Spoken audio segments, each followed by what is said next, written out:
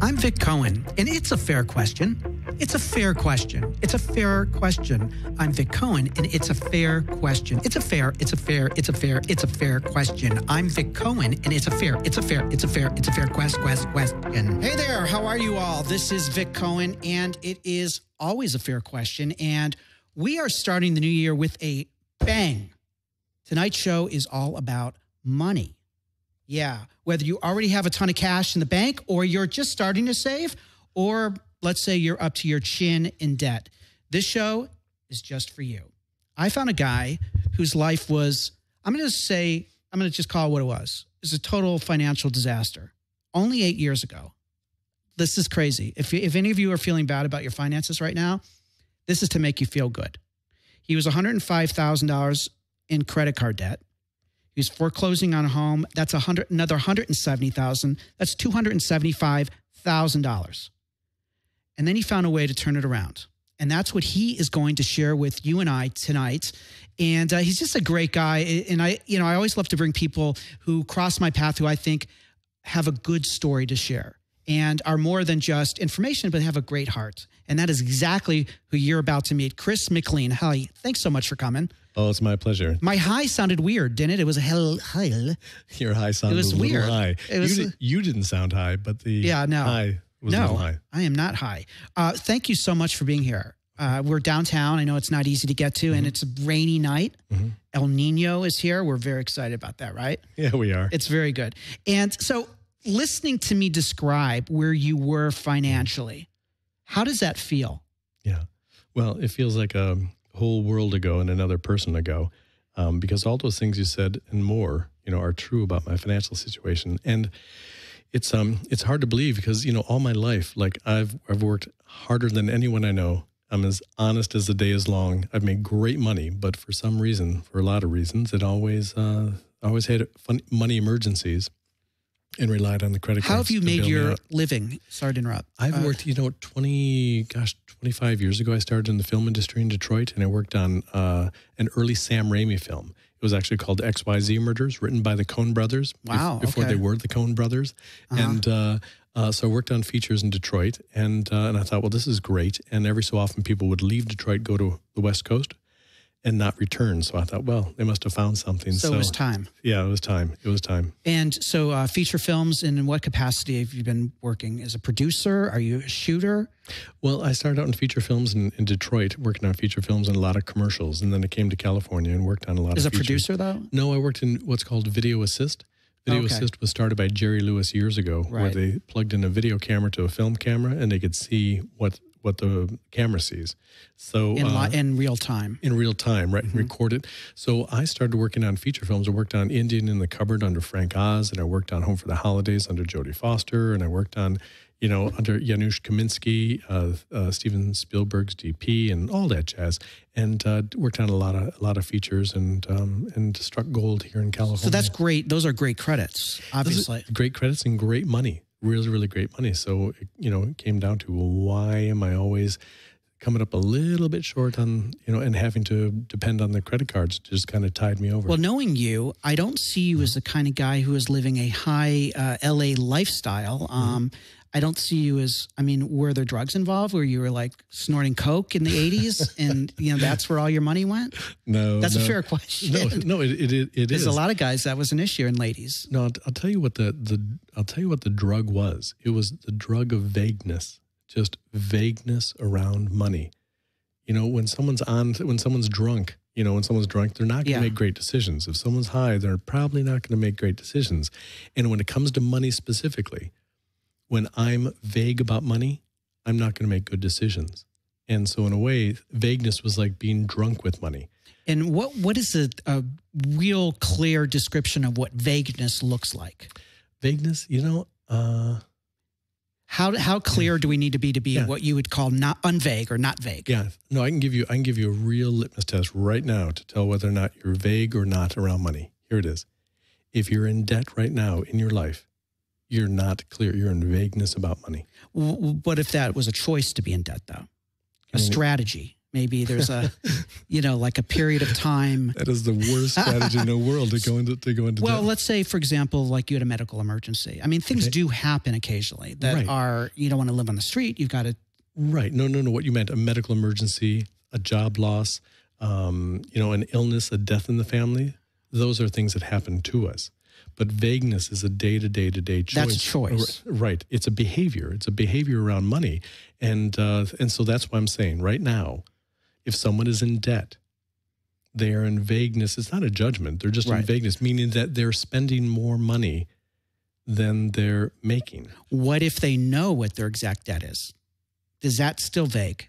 No, it's clarity around their debt. A result that came from vagueness. It's knowledge, but it's not changing of behavior. It's not changing behavior. So what it comes down to with me, I earned great money. What's great money? I mean, $100,000 in the 90s. Gosh, it's hard to. I don't remember. Okay, like how much did you make in 1993? Yeah, but it was. But the point is, I didn't live extravagantly. Okay, and I didn't. And it was just by myself. I wasn't raised in a family or had a house. Basically, it was just not. Let me put it this way: it's not clear what I was not clear up until I ran into just hit the wall. I was not clear what life really costs. What life really costs. So you didn't have a list of my rent, my water bill, the car payment. Yeah, that's part of it. I wasn't keeping track of how much, like, for example, like an auto repair would come up. It's like, oh my God, where am I going to get the money for that? Or insurance would come up twice a year, like $450. It's like, oh man, what $450, And the thing is, it's not a surprise. Like every 6 months I would get this charge, but it's not being clear about what, things actually cost. So you accrue $105,000 in credit card debt. Like that doesn't happen overnight. No, what happened again? Here's another example about vagueness.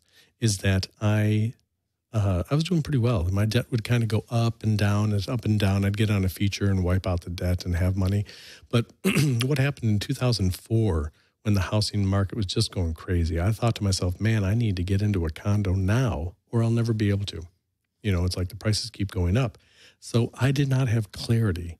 Or I didn't want clarity as to how much it actually cost to go from an apartment with a fixed amount to a condominium with taxes and HOA fees and maintenance. And that's homeowners, if you don't know, HOA. All that stuff. All I knew is that I wanted a house. I wanted a place to live. And all the mortgage people knew is that they wanted to give me more money than I could handle. And all they looked at was my credit score. No one, and I'm not blaming anyone, but no one ever sat down and said, this is what it's going to cost to actually own the house. And so as a result, I went into it vague about it, got into the condominium, and all of a sudden the mortgage, the taxes, the HOA fees, the homeowner fees, all that stuff, the maintenance went up, was straining my budget. So then I started using credit cards little by little to cover gas or cover groceries, or if I came up short, or if a job fell through. It was just, it's a little bit at first, but then it snowballs, just like a snowball. Yeah, an avalanche. It starts a little bit. It's like the phrase. You ask them, do you know how to cook a frog?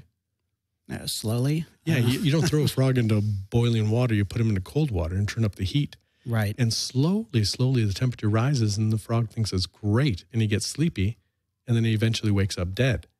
So anyway, so that's what it was with credit cards. Just a little bit at first, And so to the people out there that have debt right now, they're one job loss away, or one illness away, or one unexpected thing away from all of a sudden having no savings and debt to going into deeper and deeper and deeper debt. Do you think that you were compulsive in your credit card spending? In other words, you'd see something you liked and you just buy it. Did you get hits, like almost, like a drink, like it was kind of like that kind of thing, like excitement, or was it more just surviving? It's just kind of surviving. Again, I didn't spend extravagantly, but I spent more money than I was making. Spent more money. So there was kind of a hit, like, whew, I avoided, I paid my mortgage and all my bills this month thanks to the credit cards. Christmas comes around. Whew, I got that, flight back to Michigan. Whew, thanks to the credit card. I bought gifts for everyone thanks to the credit card. For those of you listening who, let's talk to those who don't have any debt right now. it's also kind of a cautionary tale, right? I mean, if this clarity needs to exist all the time, not just when you're in the black. Right. Because it's very quick. You can easily get in the red, correct? Yeah, you can easily get in the red. But see, here's the thing. People that don't have debt are living in clarity.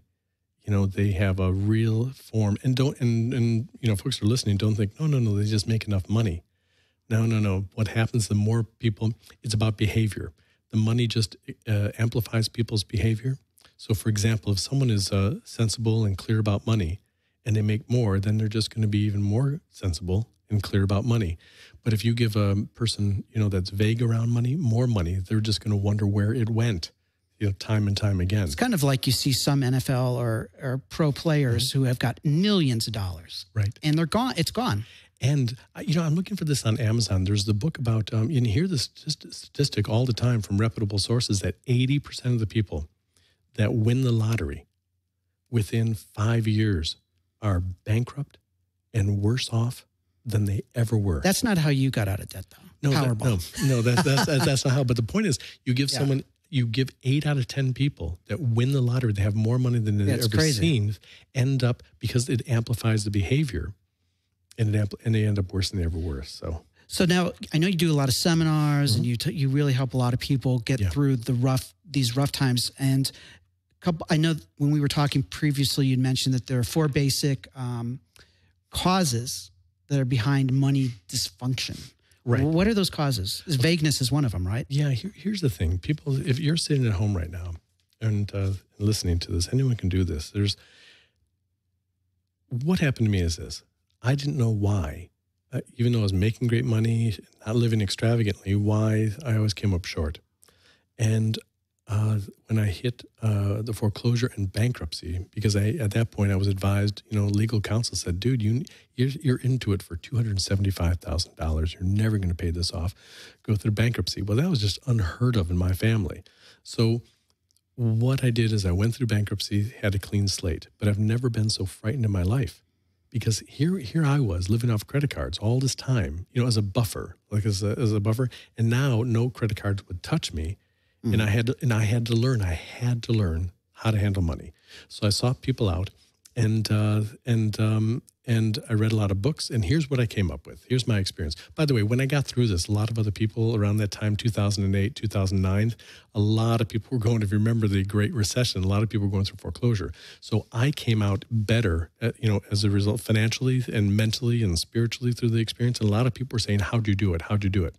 And I'd say, "Okay. Here's what you do. How do you deal with creditors calling 24 hours a day? Here's what you do." Do they call 24 hours a day? Well, yeah, they do. They do, but they're not supposed to. In fact, the federal government set up the Federal Fair Debt Collections Practices Act in order to put a limit to what people can actually do. Anyway, regardless, I would explain to people, and they'd have a process to how to get out of debt, not just financially, but also emotionally and behaviorally. And then they'd tell someone and they'd ask me, I said, "Look, let's just get everyone together in a room. We'll do this at once." Well, the rooms kept getting bigger and bigger and bigger. And I've given these solutions to up to 160 people at a workshop that I would do for nonprofit organizations. So I'm going to give you the first thing right now. So people at home. There are 4 of these? Yeah, there's 4 basic things. If people are having trouble with money, okay, if you're having trouble with money, here's a way to get clarity as to where the money is. Okay. So just take a piece of paper and just draw a cross. Okay. Just draw up and down across. And not a religious one. No, not going there. But I prayed to Jesus a lot of nights to help me. So here's the thing: just draw a square, and there's 4 reasons. These are 4 quadrants why people get in, and then draw a dollar sign in the middle. There's 4 reasons why people get into trouble. The first one, upper left-hand corner, is a financial problem. Okay. You got a financial problem. An example of that is if you live in Los Angeles and make $25,000, you have a financial problem. If there's a death in the family, financial problem. Loss of job, financial problem. Graduate with student loans, that's a financial problem. See, there's no judgment there. These are financial, purely financial things, okay? So a lot of times, that's what's causing the trouble with the money. Okay, now go over to the upper right. And the other is behavioral. This is where we start getting into the interesting stuff, is behavioral habits around money. An example of that would be vagueness. Just not planning for taxes, not planning for car repairs, not knowing how much your life actually costs. Another behavioral thing is picking up checks.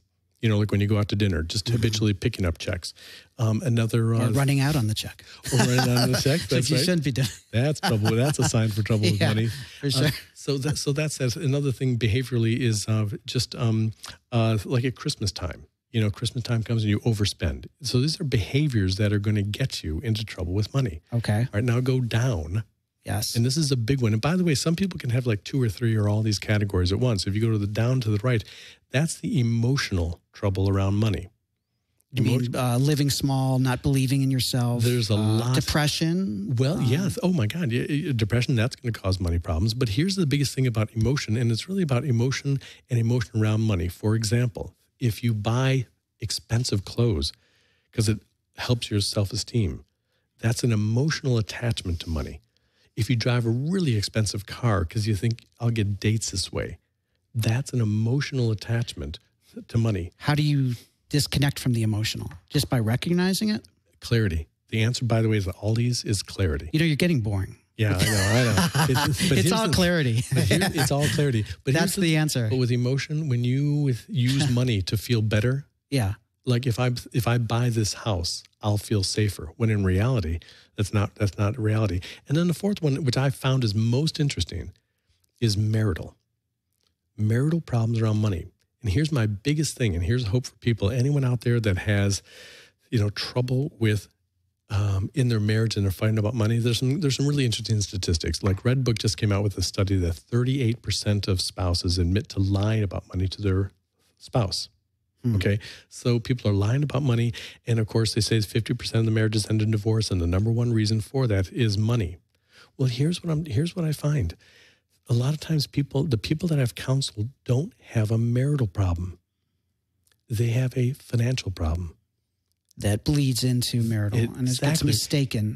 That is the biggest point. That's exactly it. They have a financial problem, either a financial problem, like they've lost a job or there's been a death, or they have behaviors like vagueness or just not working together to be clear, or they, or the emotional aspect of money, and that is putting pressure on their marriage.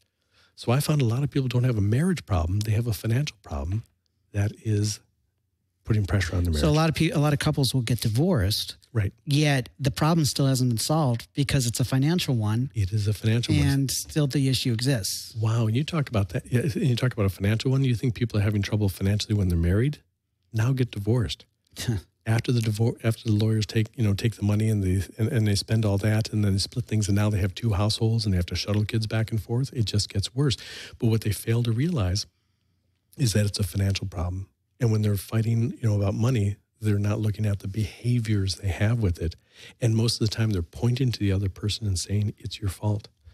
Well, let's say the person making $25,000 lives in Los Angeles. So the solution is move or make more money? Yeah.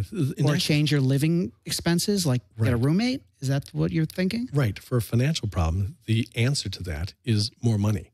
Like if you're living, again, you're making $25,000, you need more money. Or you need a roommate, but you have a financial problem. Me, I didn't have a financial problem. I had behavioral problems, and I attached a lot of emotion around money that eventually got me, got turned into a snowball of debt that I just couldn't get out from. How does, there's some feel there might be a moral implication when you declare bankruptcy, you're passing on debt to the consumer and didn't fulfill your obligations as a consumer when you took the card. How do you negotiate that kind of like spiritually or, and accept that as, without beating yourself up or living in the spirit of doing the right thing? Right. That's a great question, because here's the thing about money. Here's the other thing about money. Is, I mentioned those quadrants, and the one in the bottom corner that's the most volatile is the emotion around money. The biggest emotion around money is shame. The more shame a person has, the worse their money situation is going to get. Because shame, you're not going to go out and tell people or ask for help. Like, I'd much rather call a plumber and say, hey, my toilet's backed up. You know what I'm saying? I have no problem with that. But like my money's messed up, I won't tell anyone because it's shameful. So my point is that after the bankruptcy, I had to really work with the shame, not only that I got there, but that I got through there, that I got through bankruptcy. Because, the hardworking Catholic family I came from, That just wasn't done. The B word just wasn't even considered. So to answer your question, here's what I did. I just made what's called a living amends to my creditors. I have not debted since May 27th, 2007. What was May 27th? What did you just spend a card on May 27th? Well, that was an interesting date. So 2007, did you say? 2007. See, here's the thing. I say it with pride. It's like, I have not borrowed money since 2007. And it sounds like a noble thing. But actually, that was probably the most frightening day of my life. Because on that day, the reason I stopped debting is because they cut me off. They cut me off. When you say they, I mean the 7 credit card companies. I ran up everything to the top. On purpose? No. Just because, it's got like a snowball. Like you get $100,000 worth of debt and you think you're going to lose your condominium. Your head's not in the game as far as work goes, right. Or life. You're kind of spiraling down at that point. So what I'm trying to say is that the only reason I stopped credit cards. See, here's what happens when people that have been in trouble in credit cards know this. Once you get, it's like a snowball. Like once you miss a payment, that 5% card goes to a punitive 25% card. And all of a sudden you say, oh my God, this is terrible. So I've got to find another 0% interest card to transfer the balance. Right. And you go, thank goodness I did that. Well, all of a sudden you've got this other card open and you start charging again. And it happens again and again and again. Just because the interest alone on the cards, the interest alone was like almost $3,000 a month. Yeah, just the minimum payments and interest was $3,000. Were you suicidal? No. I wasn't, because I was just scared, and there was no one to talk to because again, the shame around money is so great, and the worse it gets, the bigger the shame. If I had a medical condition, I'd be running to the public health clinic or the ER, like telling everyone, here's what's wrong. Can you help me? But when it comes to money, people live in shame about it. And if the shame's too great, they blame someone else. And they try to get them to feel ashamed about it. So what I did after I went through bankruptcy, and I felt really terrible about that. What do you mean? Sorry, I apologize for interrupting, but what do you mean they blame other people? How do you blame other people for your... You mean like the boss isn't paying me enough? Is that what you mean? Literally, when things are not going credit card people aren't fair. They rip you off. Oh yeah, they entangled me. They set a trap for me. They're charging me. They used me 25% interest when I signed the contract, knowing that's what's going on. Okay. And so see, a lot of financial stuff is lack of taking ownership. In my case, right. Because I didn't in the beginning take ownership, like I'm buying a condominium, and sit down with someone. See, I sat down with the mortgage brokers and the realtors saying, buy it, buy it, buy it. I never once sat down with someone who actually owned a condominium or a home and said, how much does it really cost? So I didn't take ownership of the process. And a lot of times in life, when people are in a really bad place, instead of taking ownership then, because it's such a big problem, they'll look around, and blame, how did I get here? So, do you remember where you were? I stopped you for a moment. Is that where you were? Yeah. Oh, well, anyway, but just to the creditors, I've never debted two things. I've never debted since 2007 because they cut me off. They absolutely cut me off. And to make it worse, on that day, Bank of America had a business line of credit with Bank of America, but that was also where I kept my personal funds. And what happened is because I stopped paying that card on that line of credit, they pulled every single penny I had out of the bank. I had my personal and business accounts at Bank of America, and I don't blame them. But because they wanted their money. Yeah, because I wasn't paying that line of credit, they pulled every single penny I had. So now here I am in the world. I have not a penny to my name. I had the money in my pocket, the gas in my car. I had zero in the bank. All my credit cards were run up to the max. And I had no way to pay anything. So what'd you do? I got help. I asked other people. Then I went to other people and said, I'm having trouble with money. Can you show me how it's done? Is there like a sense of just not living in reality?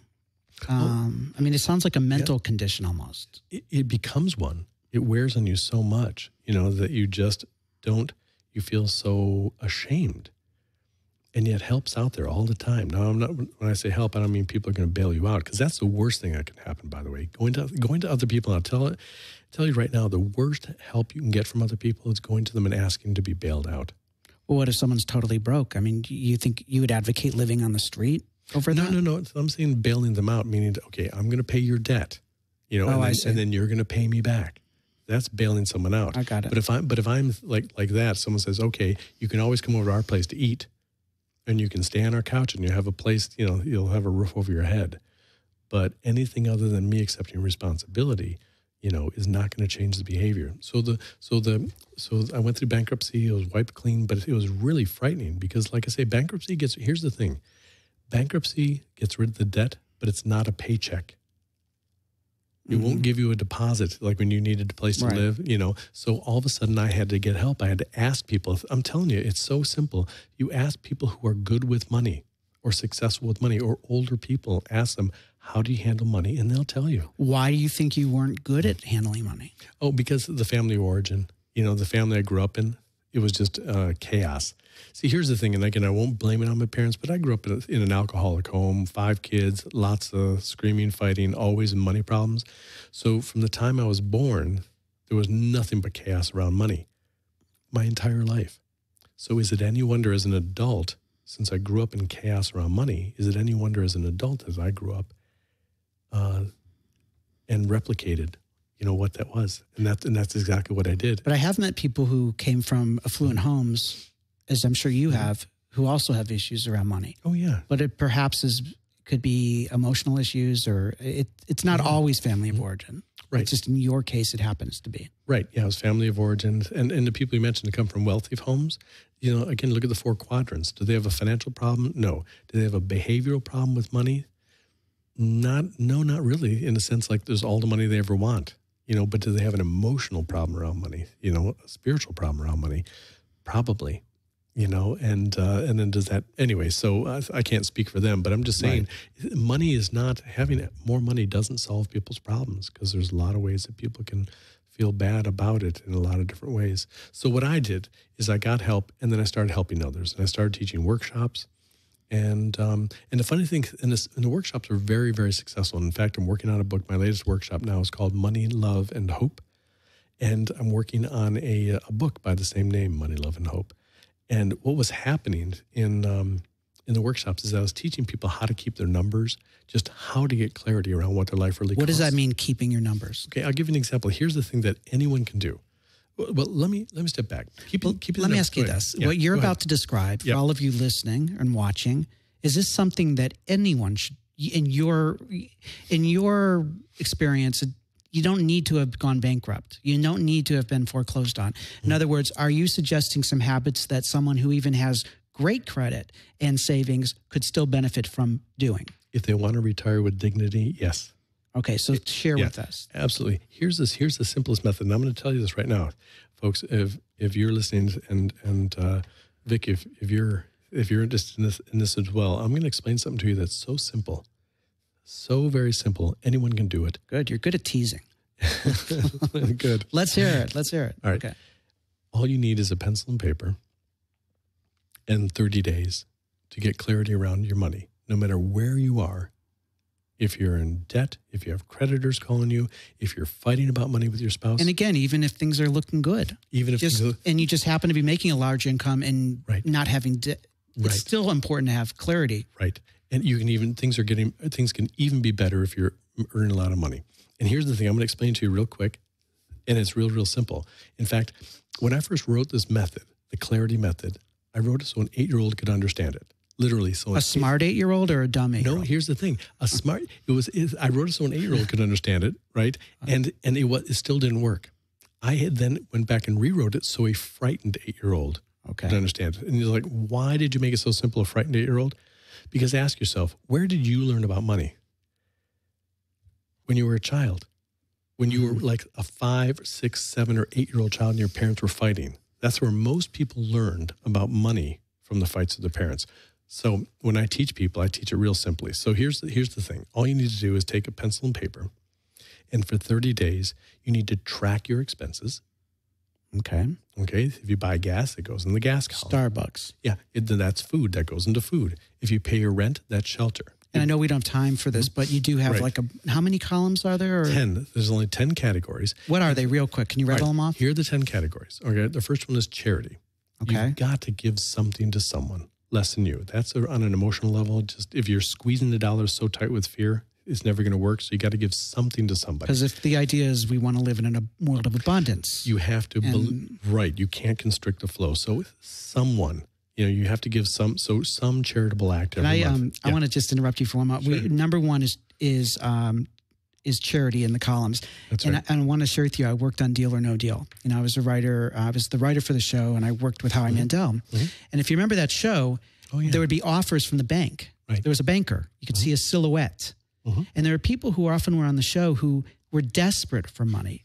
And they were so convinced that the one case they had picked of the 26 had the $1 million, they would keep turning down bigger and bigger offers from the banker. If you remember, the banker may say, I'll give you $200,000 for that case. And they would say, no, because I got the $1 million right here. Right. And they would often say, I came with nothing, I'll leave with nothing. And that is exactly the mentality that you were talking about with the lottery. Yeah. And that's probably also an emotional thing too. We get what we expect a lot of times, or what we think our value is. Right. And it was a fascinating study. I mean, there was a couple that were literally, I believe they were living on a floor somewhere. They were getting hundreds of thousands of dollars, and they were so convinced they had the money, they kept turning it down, and eventually they ended up with nothing. Yeah. And there was another woman who wrote down she was a penny pincher, and she left with nothing because she was holding on so tight. Yeah. So we have 10 columns to keep track of our spending in a month. 10 one columns. of them is charity. Right. One of them, the first one is charity. The second one is, actually, can I go back and put this in the context? Before I go to the columns, here's the thing. When I was getting out of debt and getting help, here's what everyone was saying to me. You need a budget. You need a budget. You need a budget. You need a budget. That was the worst thing you could have told me. It didn't work at all. Why? Yeah. And by the way, if anyone ever hears someone say, oh, well, your problem is you don't have a budget, you need to do a budget, they're coming at it from the wrong angle. Let me give you an example. If I go to a doctor and I say to the doctor, my health, I feel my physical health is so bad. And the doctor says, well, tell me your history. Well, I've been smoking cigarettes for 20 years. I smoke about a pack and a half a day. And I feel like shit. And the doctor says, oh, perfect. Stop right there. I got it. It works 100% of the time. You ready? Stop smoking. There. Problem's over. Stop smoking. Now, the doctor's right. If you stop smoking, 100% of the time you'll feel better. But there's like a 3% buy-in. You get what I'm saying? I'm a little lost. All right. Well, here's the thing. If someone has a terrible habit like smoking for the last 20 years of their life and they go get help and they're not going to want to. And the person says, oh, great, stop doing that. Well, they're addicted to the smoking. I mean, they can't stop. Right. They're compulsions. But what happens with most people when they have money problems means if you look at the history, they've been vague around their money. The behavior's bad. They're fighting about it. So they go to someone for help. And the first thing they say is, oh, stop that. Get on a budget. Stop that. And they're like, what are you talking about? Because there's no instructions. There's no instructions. I call it the piñata solution. Have you ever seen, you go to YouTube and see the piñata? No. Oh my God, go to YouTube sometime and type in piñata, mishaps. And what it is, I call it. I just love the word mishap. I know, it's a great word. But here's the thing, if you go there, the piñata, like they put it there, they take someone, they blindfold them, they spin them around, and then they start swinging at a target they can't see. That's the same thing as telling someone you need to do a budget. They've never done it before. It's a target they can't see. So you're suggesting that this column technique is a way of getting a sense of what you're spending so you can create the budget? Right. When people came to me, I said, all right, I'm not going to tell you to do a budget because that's like telling you to quit smoking. You're just not going to do it. Mm-hmm. Okay. Don't get me wrong. A budget or a spending plan is the solution. How you get there is what everyone gets wrong. So here's what I tell people. Okay. I tell them I have a two-step process. Other people say, step one, do a budget. You're done. Mine, I have a two-step process. You want to hear what the first one is? No. Okay, I'm going to tell you anyway. People come to me for help and say, look, here's how to get out of your financial trouble. Step number one, for the next 30 days, don't change anything about the way you're spending money. That sounds easy. I get 100% buy-in every time. I want you to continue spending money like a drunken sailor for the next 30 days. Not any more and any less than you normally do. Yeah, that is correct. Right. And I say to people, how many people can, starting today, not change the thing they're doing for the next 30 days? That's great. 100% say, okay. And I say, okay, here's the second thing. Step 2, I need you to learn a little bitty habit, just a little tiny little habit for the next 30 days. And by the way, the human brain is a habit learning machine. So I say, look, here's what I want you to do. At the end of each night, I want you to open your wallet or your purse. I want you to take out the 5 receipts. Because literally, how much money do you spend every day? You get something for lunch, you go to Starbucks, you get some gas, and you might get groceries on the way home, right? Not that big of a deal. And I say, so at the end of each night, I want you to just take those receipts. I want you to put it in the 10 columns, look at them one at a time, write it down, put it in the 10 columns, and keep the ones you want, throw away the ones you don't want, and you're done. It takes less time to do that than it does to brush your teeth. People spend more time brushing their teeth than doing their finances. Well, you've given me this suggestion when we were talking about, because I want to have good hygiene around my good financial hygiene. Yeah. And so and it makes perfect sense. But I have this. It's like makes my skin crawl.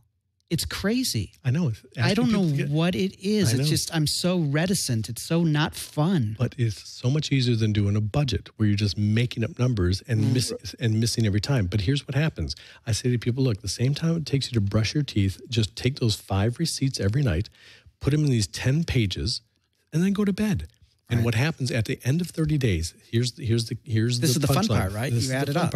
At the end of 30 days, and you don't have to start on the first. You just start anywhere in the month and go for 30 days, because that'll include everything, your rent or whatever. Sure. You do it for 30 days. At the end of 30 days, you draw a line on each page, you add up the numbers, and you take those totals, those 10 totals, and you put them on the summary page.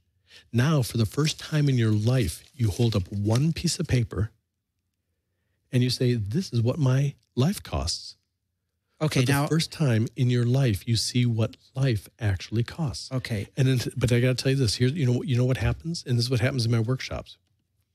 People say this. They go, huh. Are you ready for the magic words? They go, huh.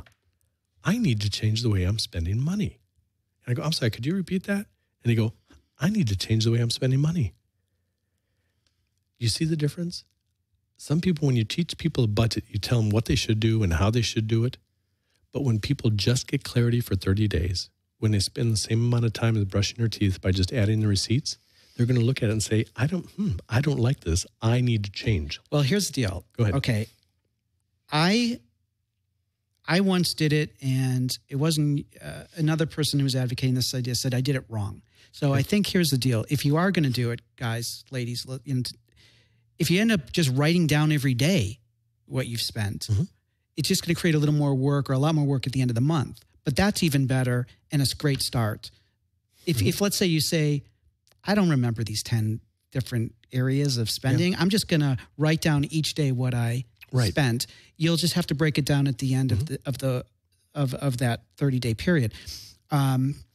What I find so interesting about me, and I've already mentioned it, is that I recoil so much. And I think that it's probably because I enjoy I enjoy the vagueness around what I'm spending on Starbucks and these kind of things. And you had said to me, which I don't really want to get too heavy here, but it kind of was fascinating. Now I'm doing the big T's.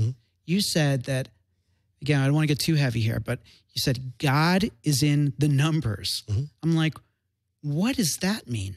And now what you meant was that I'm going to say what I think it means, and then please tell me if I'm correct. Now I get a prize, right, if I'm right? You get a cookie. Yes. Okay, good. God is in the numbers, meaning that I'm in spiritual alliance with something bigger in life than just earning and living. Right. That my ego, my fear around money, my I deserve this or I deserve that, or I need to buy them a present even though I don't have the money, or I need to pick up the check because they picked it up last time. All that stuff is my ego telling me how to spend the money. And if you know anything, by the way, I just graduated with a master's degree in psychology. And so congratulations. Thank you. For 3 years, I went to that school to ask one question: how do I change people's behaviors around money? what is it about behavior? Like other people want to, save the world or help people with, Right. parent issues or children issue or what. Me, I don't care about any of that.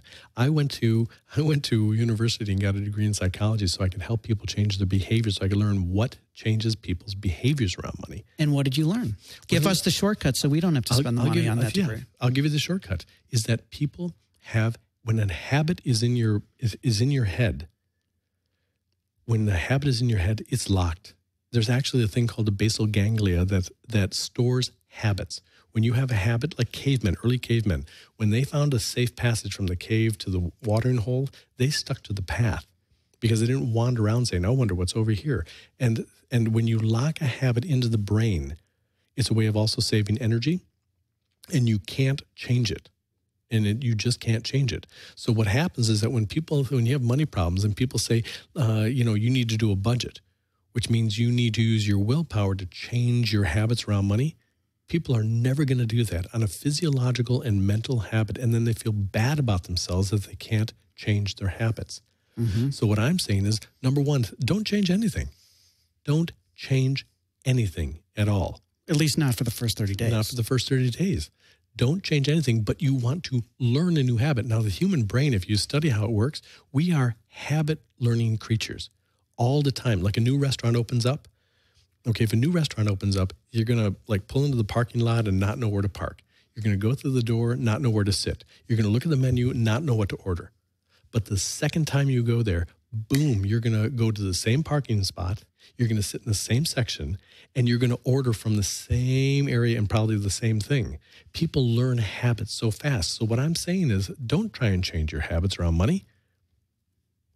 Learn a small little new habit of just logging your receipts for less than 5 minutes a day. And what happens is that when people see, they've started a new habit. Right. And when people see after 30 days where their money went, they say to themselves, I want it to go somewhere else. I want to do other things. Are you advocating that after the 30 days to continue tracking your money? That's actually the interesting thing. That's the trick of the whole thing. You trick us into continuing it. Yeah, people are tricked into having clarity. And you know why? I told you that when you form a habit in your mind, it's nearly impossible physiologically, mentally to break. So if I can get people just for 30 days to enter their receipts and to know where their money goes, and then they can look at it on one piece of paper and say, this is where my money went, it is nearly impossible for them to say, oh, that was good. I'm not going to do that anymore. I'd rather just go back to being vague and not knowing. You see the new habit they formed? The new habit is clarity around money. Well, it's kind of like, it sounds like when people are compulsive, if it's around drugs or alcohol or whatever, they say it's no longer fun when they realize it's not fun. Right. Like, when you see the numbers, being in vagueness is no longer working. Right. Yeah. Not that it ever was, but it probably felt like it was because whatever fears were being not addressed, there was a false sense of safety. Right. And that addresses what you just said. That addresses, remember you said a couple times, like just hearing that makes me feel kind of queasy. Yeah. Because you know what I suspect that's from? Is that just asking you to log your receipts at night. Just where'd the money go? Just having you look at it, people get the same reaction. They go, God, I feel kind of queasy about this. What they're perceiving is that they're going to be on a budget. That's the feeling of being on a budget. It's restrictive. It's like, I can't do this. I can't do this. And I won't be able to spend money there. Right? Right. But I'm not asking people to do that. That's the first thing I ask them. I say, don't change anything. Right. And the truth is that by having structure and having clarity, we get freedom. Because you make different choices based on reality.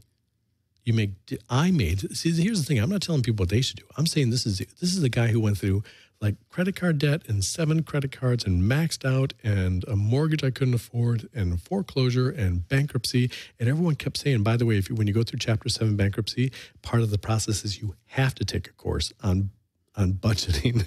It was like, was it in your budget to take the class? Or was that free? No, it was a reduced amount. It was a reduced amount, but they make you do that. That's funny that they even charge you. No, they did. They did charge. But they took cash only. Yeah, cash only there because, not a lot of credit cards at that point. And your checks aren't welcome there. And it was on budgeting. And I was like ready to vomit when I was taking this thing because they're like, this is never going to happen. But the point is that everyone that takes a budget class, it's automatically, it's like this is a dieting class. We're going to tell you, we're going to change everything and it's not going to be fun. And I tell people, no, don't change anything. Just write down what you do spend without any guilt. And at the end of 30 days, you'll see where it goes. What if you're married though, Chris? Oh my God, this is the best. Do they both do it? This is the best. They keep one book of the 10 categories. Okay.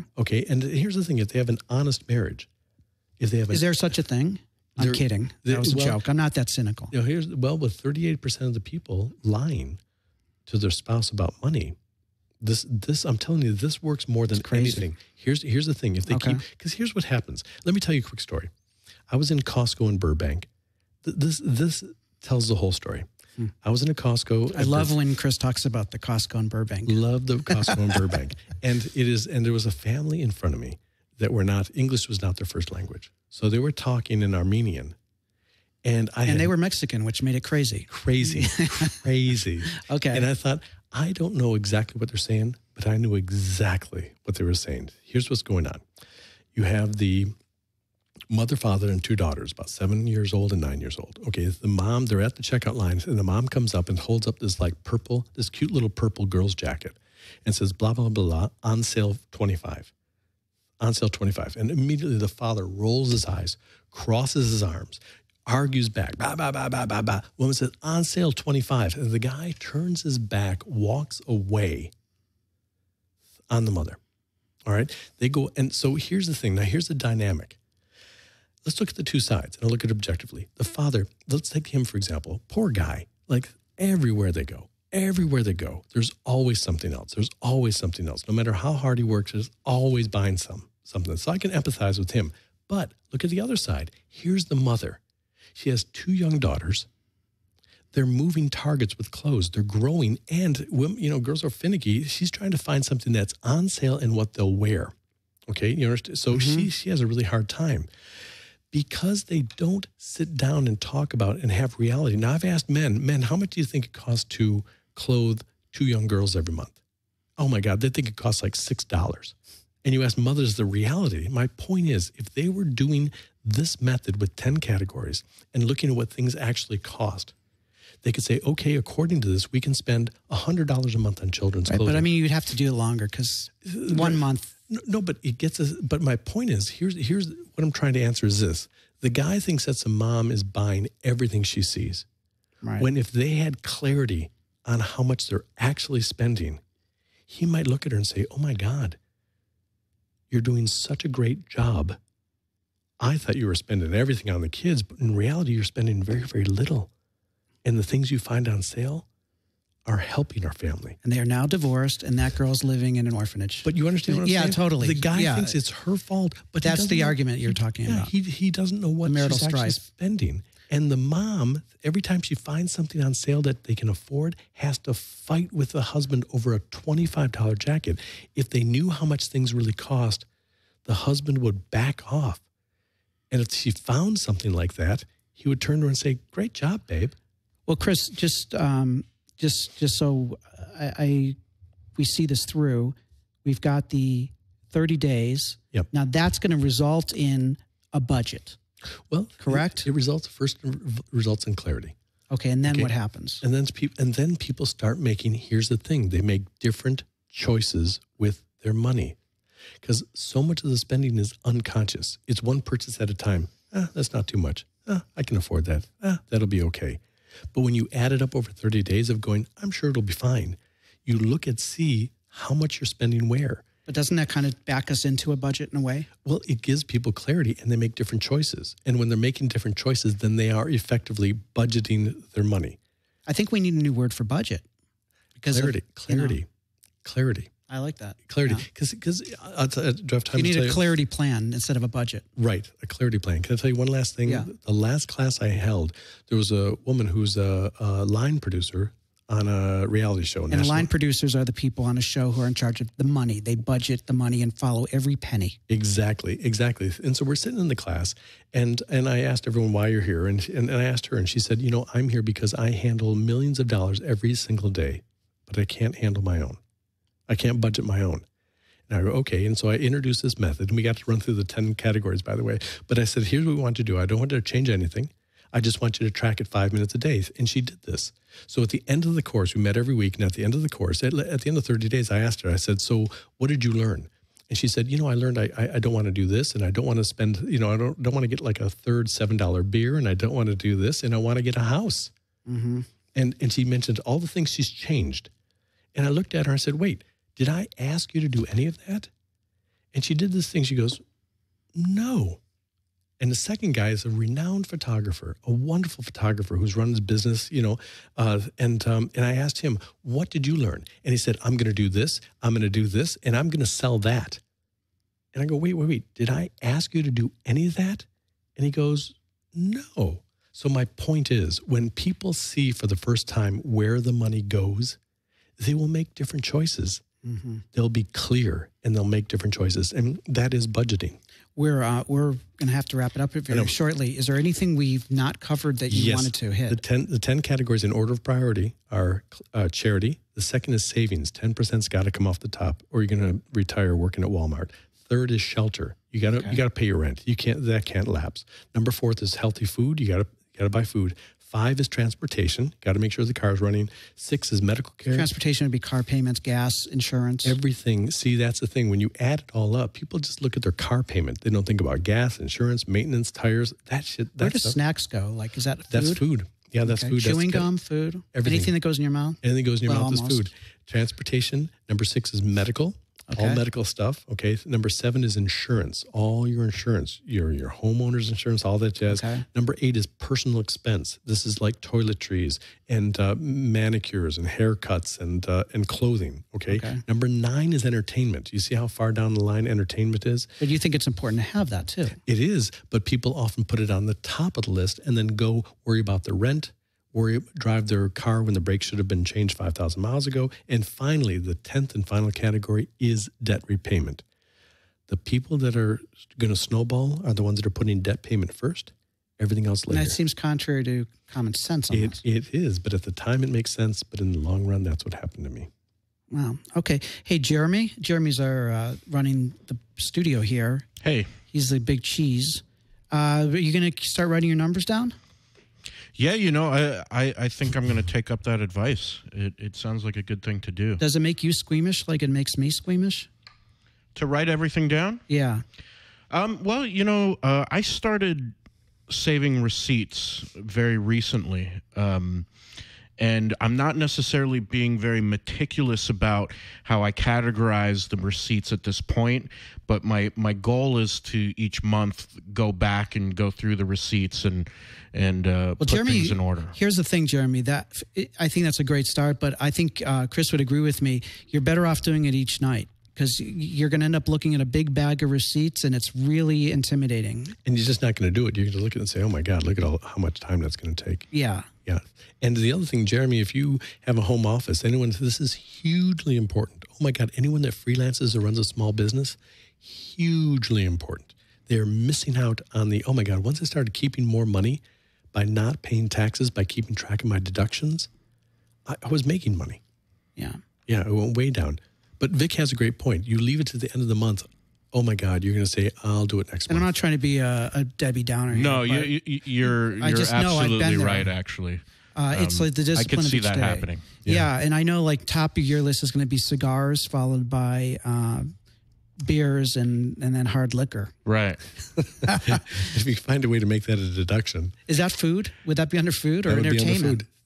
Well, here's the interesting thing about what you just said. If someone goes out to dinner on a date, husband and wife date, they have to start thinking every receipt they have, they look at it and say, wait, where does this go? Where does it go? Where does it go? Well, it's easy. They can say it's at that point it's entertainment. Okay. If it's dinner? Yeah, if it's dinner. If they go, because that is also food, though. I know, but But food is also, now, I understand what you're saying, but if you go out on a date. Okay. Let me put it this way. If I meet people at the office after work, Right. and eat like 2 baskets of buffalo wings.